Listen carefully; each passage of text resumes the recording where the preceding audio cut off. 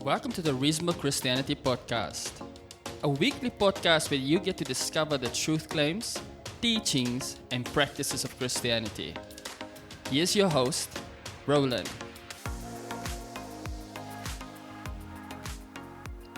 And after he had said these things, he was lifted up while they were watching, and a cloud took him up out of their sight.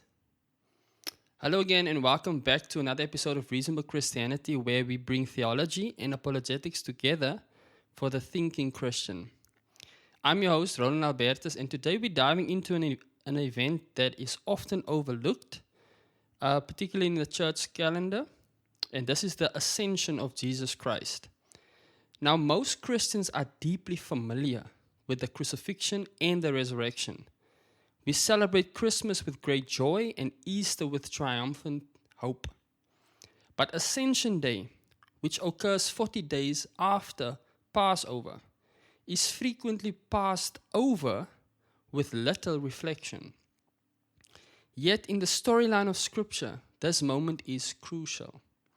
Not just as a historical detail, but as a turning point in redemptive history. So today we are going to explore a few things. Firstly, we are going to explore why the ascension of Jesus matters. Then we are going to look at its deep theological meaning and its connection to Old Testament imagery, especially the Son of Man in Daniel. Then we're going to look at the sending of the Holy Spirit and how Jewish marriage customs shed light on this moment in ways that deepen our faith and fuel our mission on the earth. So let's begin by reading the main passage from Acts 1 verse 6 to 11. It says, "So when they had come together, they began asking him, saying, 'Lord, is it at this time that you are restoring the kingdom to Israel?'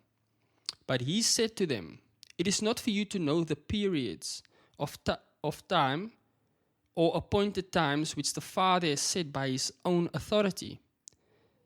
But you will receive power when the Holy Spirit has come upon you, and you shall be my witnesses both in Jerusalem and in all Judea and Samaria, and as far as the remotest part of the earth.'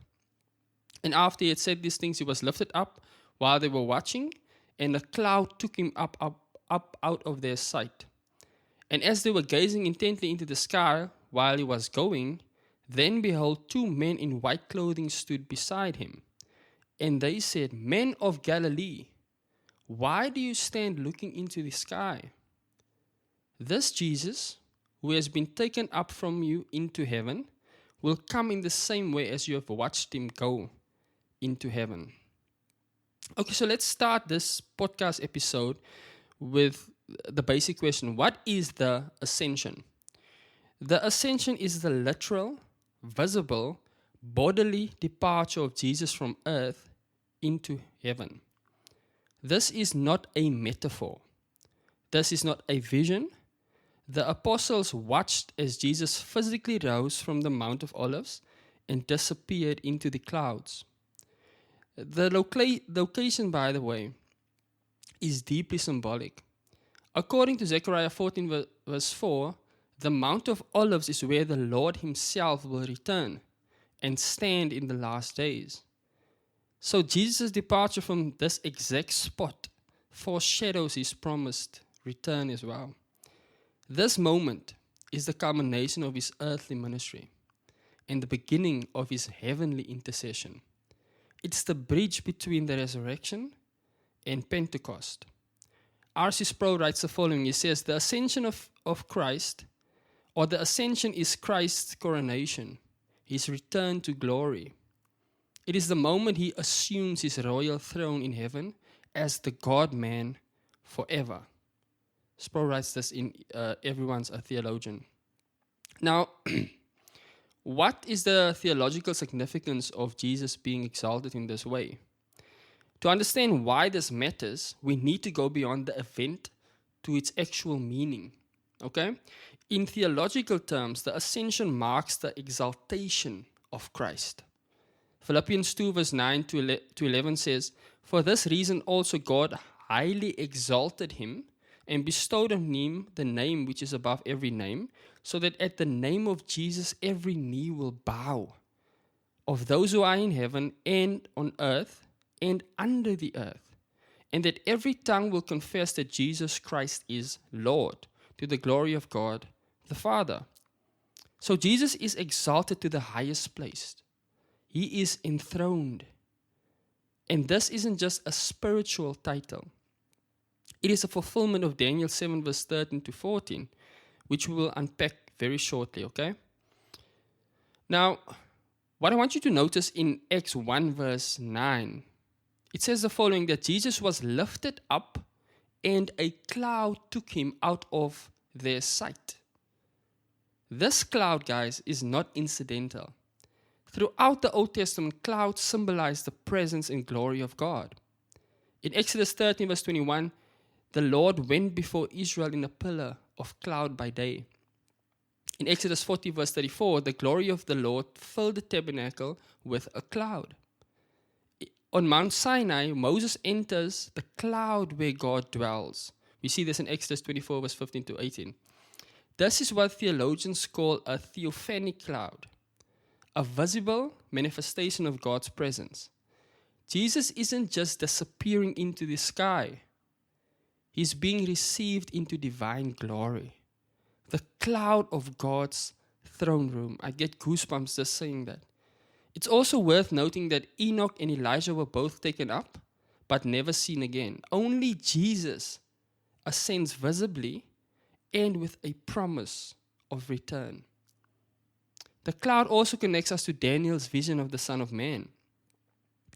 Look at what Scripture says. I kept looking in the night visions, and behold, with the clouds of heaven, one like a son of man was coming, and he came up to the Ancient of Days and was presented before him. And to him was given dominion, honor, and a kingdom, so that all the peoples, nations, and populations of all languages might serve him. Now Luke, who's the author of Acts, is deliberately tying Jesus or Jesus' ascension to this prophecy. When Jesus is lifted up into the cloud, he is ascending to the Ancient of Days to receive all authority and dominion.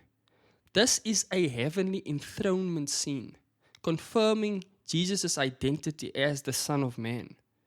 John Piper writes the following. He says, the ascension of Jesus is the ascension of a king to his throne, not merely a departure, but a coronation. Now let's speak a little bit about the necessity of Jesus' departure, okay? Because this presents a little bit of a paradox to us. If Jesus is our Savior, our shepherd, our friend, why would he leave us? And Jesus actually answers this very question in John 16 verse 7. He says, but I tell you the truth, it is to your advantage that I am leaving. For if I do not leave, the Helper will not come to you. But if I go, I will send him to you. This is simply stunning. Jesus says it's better for him to leave, for him to go away. Why? Because the Holy Spirit cannot come until Jesus departs. And when the Spirit comes, he will dwell within us. He will empower our witness. He will seal us for salvation.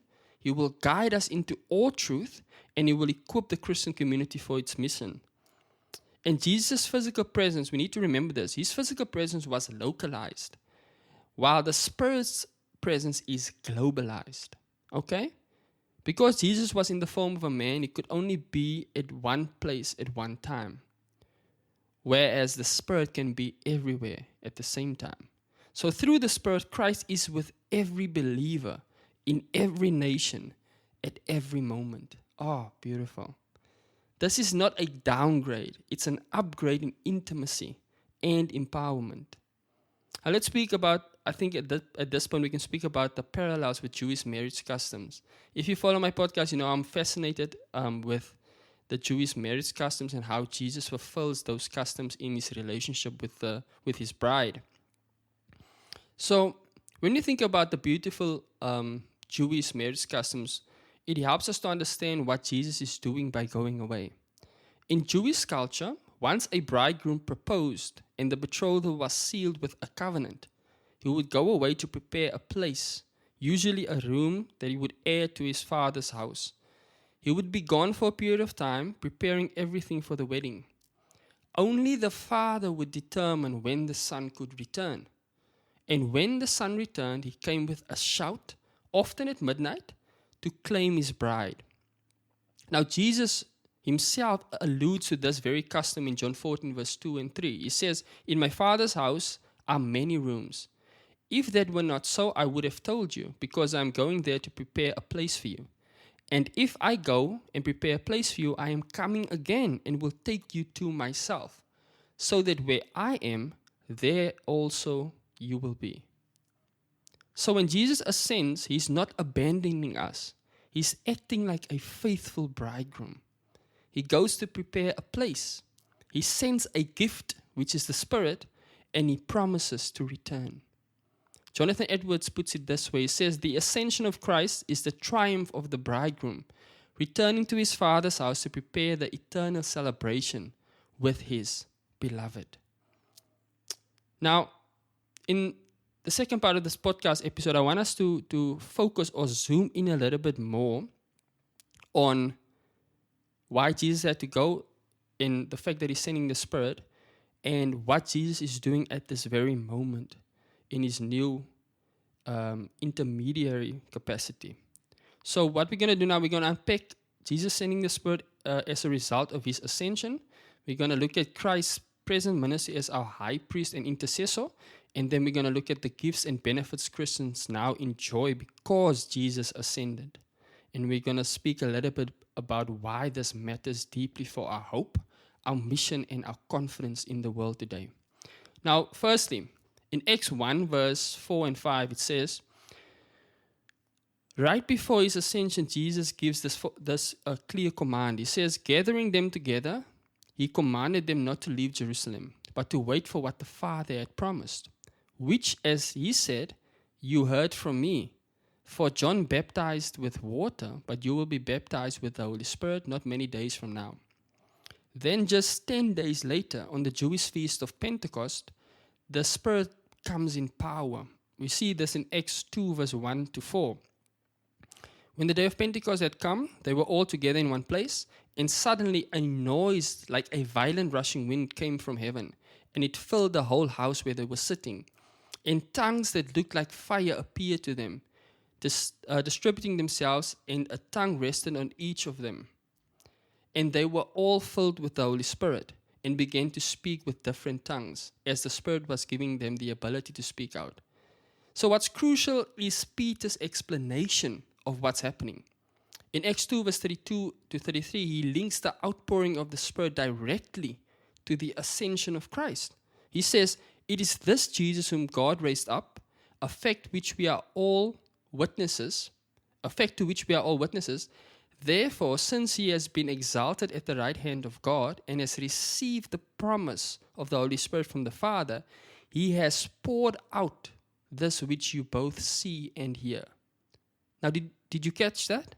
Jesus ascends, he receives the Spirit from the Father as a royal inheritance, and then he pours it out upon the Christian community, upon his bride. And this outpouring is a proof that Jesus is now reigning at the right hand of God.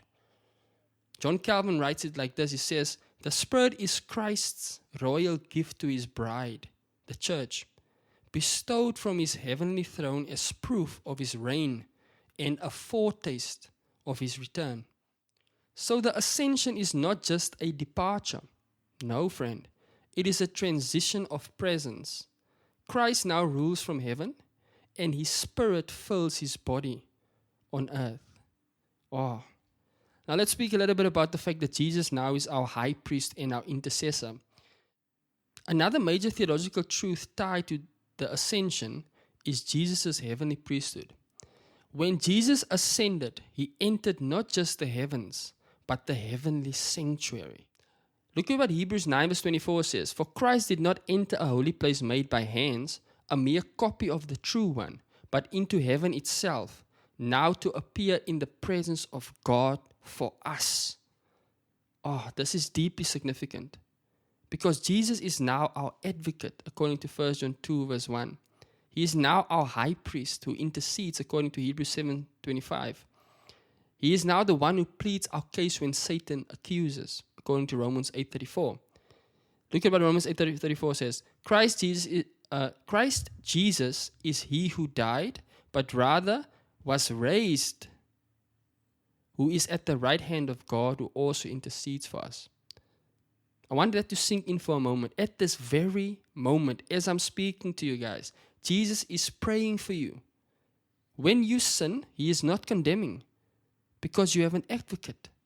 When you suffer, you are not forgotten because he intercedes. When you don't even know what to pray, he carries you before the throne of grace. The Puritan theologian Thomas Goodman said, Christ's heart is not divided from his body. Though in heaven he feels all our sorrow and intercedes with love as if still on earth. Beautiful. And at this point, I want to just press into the benefits of the fact that Jesus ascended to heaven. The Heidelberg Catechism, in question 49, asks the following. It asks, what benefit do we receive from Christ's ascension into heaven? And it gives three beautiful answers. Firstly, Jesus pleads our case in heaven before his Father. Secondly, we have our own flesh in heaven, a guarantee that he will also take us there one day. And number three, he sends us his Spirit as a pledge through whom we seek the things above. So let's expand a bit on those. Firstly, we're speaking about security in heaven. Jesus brings our humanity into the presence of God. Remember, Jesus didn't stop being human after the resurrection. No, his glorified body is still human. That means a glorified man is on the throne of the universe. We now have an anchor for our soul in heaven. Look at what Hebrews 6:19-20 says, and this is actually one of my mentors' favorite passages. This hope we have is an anchor of the soul, a hope both sure and reliable, and one which enters within the veil, where Jesus has entered as a forerunner for us. Now, if Jesus is the forerunner, it means that we will also follow along after him. Secondly, we are speaking about the empowerment on earth. Christ's ascension results in spiritual gifts being poured out upon the church. Ephesians 4 verse 8-11 says, therefore it says, when he ascended on high, he led captive the captives, and he gave gifts to people. And he gave some as apostles, some as prophets, some as evangelists, some as pastors and teachers. This is a picture of a conquering king distributing spoils. Because Jesus ascended, we are gifted. We are equipped. We are called. Charles Spurgeon says it like this. He says, the ascended Christ has filled the church with gifts and graces, proof that the king lives and reigns. And then finally, Jesus' ascension gives us hope of his return. Again, in Acts 1 verse 11, the angels say, this Jesus who has been taken up from you into heaven will come in the same way as you have watched him go into heaven. So the ascension is the promise that he is coming back, visibly, bodily, and in glory. Just as the disciple watched him go into the clouds, so he will return on the clouds in fulfillment of Daniel's vision and Jesus' own prophecy. Matthew 24 verse 30 says the following, and then the sign of the Son of Man will appear in the sky, and they will see the Son of Man coming on the clouds of the sky with power and great glory. So the king who went to prepare a place for his bride will return with a trumpet sound and the shout of the archangel. Okay, so we need to ask the question before we go to the last part of this podcast episode. Why does the ascension even matter today? Why should we care about the ascension?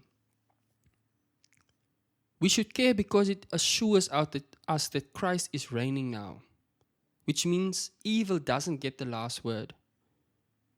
We should care because the Spirit is with us. We are not alone in our mission. We should care because heaven is open to us. Why? Because we have an advocate and a high priest.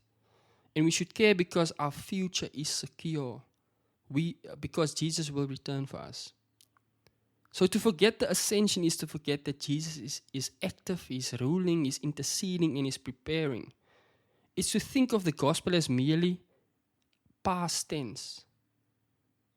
But the ascension tells us the story is still unfolding, and we are in it. C.S. Lewis in Mere Christianity wrote the following. He says, Christ has not left us. He has gone to prepare the next act of the story. But He is nearer to us than ever, not through sight, but through the Spirit. His presence diffused, not diminished.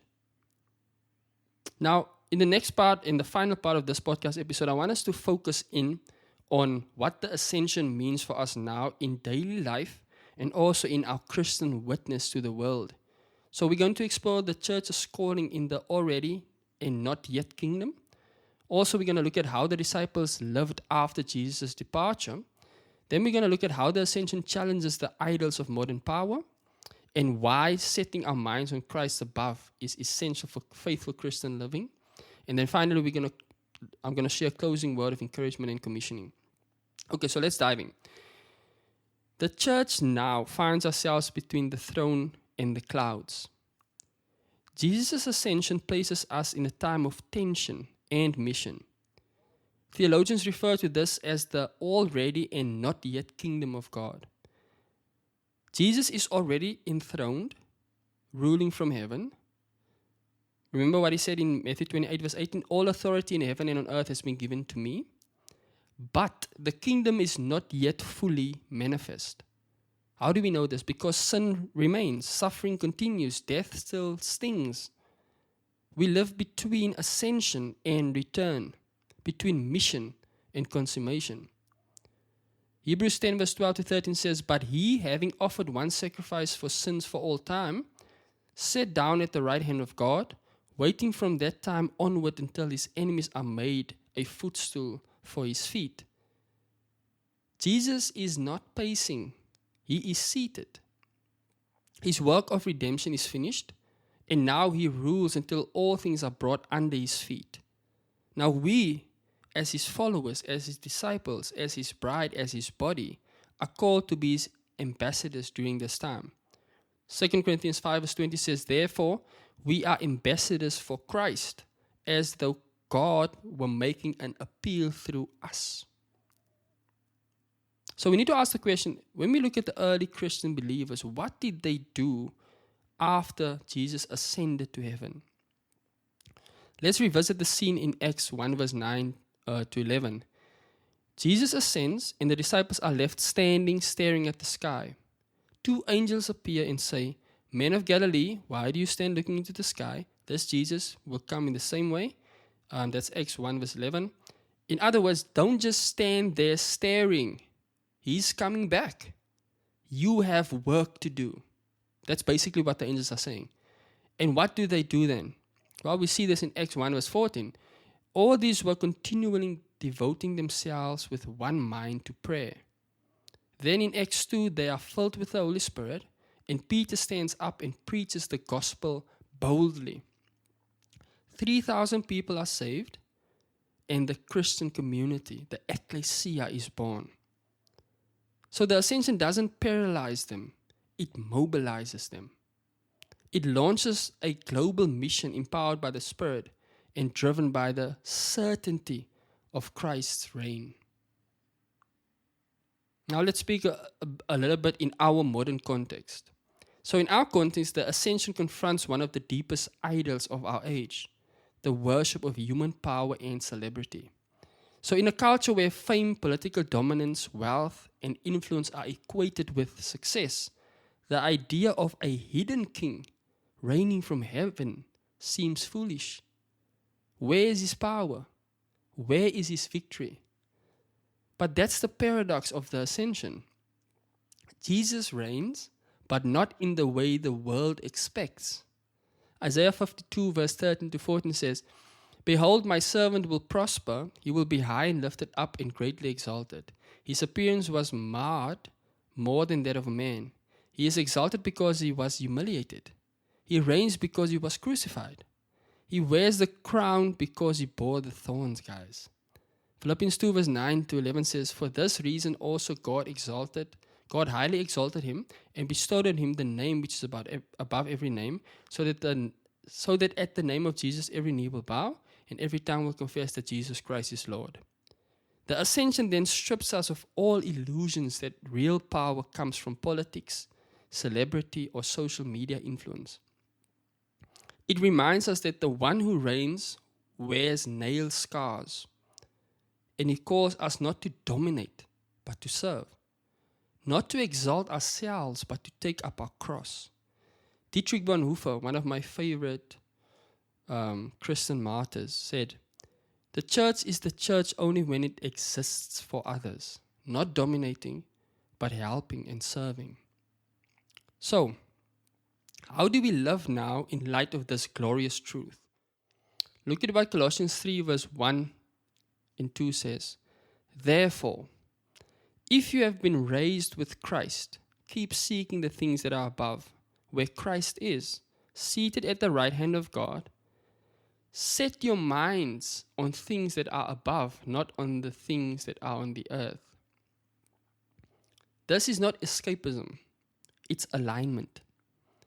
You live differently when your King is enthroned.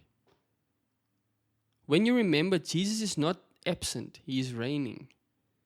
When you remember you are not powerless, you have the Spirit. When you remember this world is not ultimate because Jesus is coming again. Jonathan Edwards puts it like this. He says, "The risen Christ is not only our Redeemer but our King. He rules the world, and our hearts must not be detached spectators, but loyal citizens of his kingdom." Now let's bring this episode home by offering a word of commission and encouragement. The ascension means that you are not forgotten. You are not wandering aimlessly in a dark world. You are sealed by the Spirit, belong to the King, and you are part of his eternal story. In Jewish weddings, after the groom left to prepare a place, the bride waited, faithfully and ready, often lighting lamps to anticipate her bridegroom's return. That is our call, to be faithful, to be pure, to be alert, and to be full of the oil of the Spirit. Remember this, friend, your King has gone to prepare a place. And while he's doing that, he's interceding for you. He's pouring out gifts. He's building his church. And he will return. So what do we do now? We do what the disciples did. We pray. We worship. We preach. We wait. We work. And we look to the sky, not in anxiety, but in hope. As R.C. Sproul once said, the ascension is not Christ's retreat, it is his coronation. We don't await his victory, we live in it. Now, in our bonus Patreon segment, I will unpack how the ascension affects our prayer lives, how to resist the temptation of despair, and how to walk in the boldness of the Spirit, knowing our King reigns. But for now, let me leave you with this verse. In Hebrews 12 verse 2, it says, "Fixing our eyes on Jesus, the originator and perfecter of our faith, who for the joy set before him endured the cross, despising the shame, and is set down at the right hand of the throne of God." So Jesus has ascended, Jesus is reigning, and Jesus is coming again. So lift your eyes, bride of Christ, because your King is alive. Thank you guys for listening. I hope this has been insightful. I hope this has stirred your affections and renewed your hope and strengthened your resolve as we continue on this mission on this earth. Our King is risen. Our King has ascended and is ruling from heaven. But it doesn't mean he's far away. He's with us. He's in us. He's among us through this Holy Spirit. And he's empowered us to live lives that overcome every trial, every heartache, every challenge on the road that He set before us. Once again, my name is Ron Albertus. Thank you guys for listening. And until the next time, remember, as always, the truth matters. And so do you.